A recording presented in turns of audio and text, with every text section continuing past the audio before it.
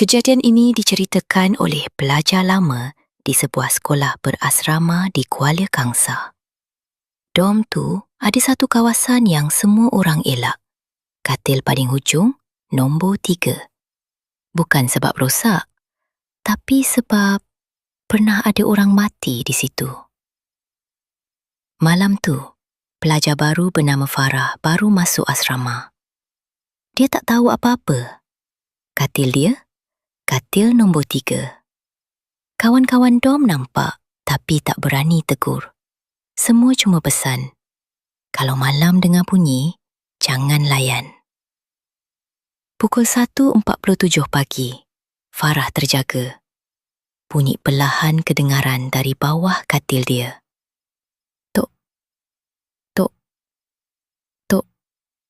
Macam ada orang ketuk kayu. Dia fikir mungkin tikus. Dia cuba abaikan. Tapi bunyi itu berhenti dan bertukar jadi suara. Perlahan, serak. Turun. Farah kaku. Dia tarik selimut. Suara tu ulang lagi. Turun. Teman aku. Katil dia tiba-tiba bergegar sikit. Perlahan. Seolah-olah ada sesuatu sedang memanjat dari bawah. Farah tak tahan. Dia turun juga. Bila kaki dia jejak lantai, dom tu tiba-tiba jadi sunyi.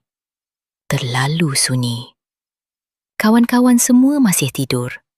Farah tunduk sikit, nak tengok bawah katil. Gelap, kosong. Dia tarik nafas lega. Tiba-tiba seseorang berdiri betul-betul di belakang dia. Suara yang sama, tapi kali ni jelas di telinga. Aku dah tunggu lama.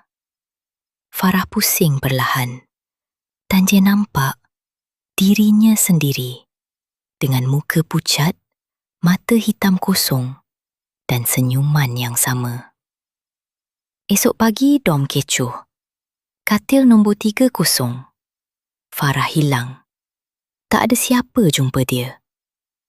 Sejak hari tu, pelajar lama mula cerita benda sebenar. Dulu, seorang pelajar pernah hilang dari katil tu. Tak pernah ditemui. Tapi ada satu benda pelik. Sejak kehilangan tu, kadang-kadang ada pelajar baru muncul, duduk kat katil nombor 3. Tenang, pendiam. Sampai satu malam, dia akan hilang. Dan kitaran tu ulang balik. Kalau kau perasan, dalam cerita ni, tak ada siapa sebenarnya sahkan Farah pernah keluar dari asrama.